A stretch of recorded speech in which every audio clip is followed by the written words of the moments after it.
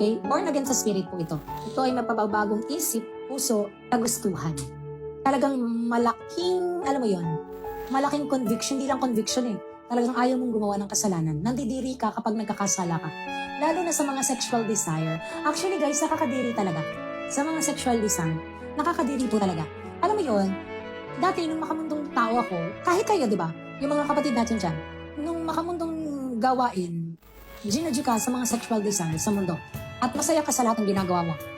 Pero after that, nung naborn again ka at inopen ng Panginoon, yung sarili mo, yung mata mo, yung tenga mo, pag nakakagawa ka ng sexual desire, even panonood lang ng porn, okay? Tapos, or kaya sa jowa mo lang, ganyan. Tapos bukas na yung mata mo ha, binuksan na ng Panginoon. Nakakadiri. Grabe yung grieve. Yes. I mean, diri.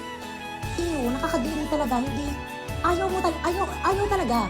Kaya sinabi sa Romans chapter 7, there are two battling in your true self.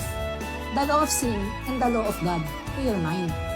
Kaya, alam mo yun, kapag nakagawa ka ng sexual desire sa iyong pamamaraan, tapos ayaw ng spirit kasi kunukundi ka, tapos nadapa ka, ano yung mangyayari sa'yo? Diring-diri ka. Yan po yung nangyayari sa amin. Kadiri talaga. Ew.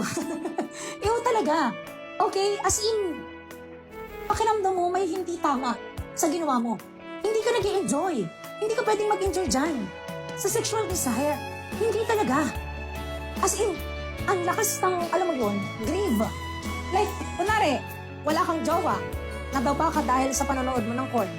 Alam mo yun, after mong magawa yung kasalanan, grabe yung yung grieve ng spirit sa yung puso na para bang mamamatay ka na ng araw na yun. Kaya hindi pwedeng paulit-ulit kang gumagawa ng kasalanan. Okay? Kasi talagang mali. Kasi hindi po sa Diyos yan. Kaya pag sinabi me holy in everything, ito na po yun. Aalisin mo yung mga makamundong bagay na inalis sa'yo ng Panginoon. At ito kami ngayon as a new creation.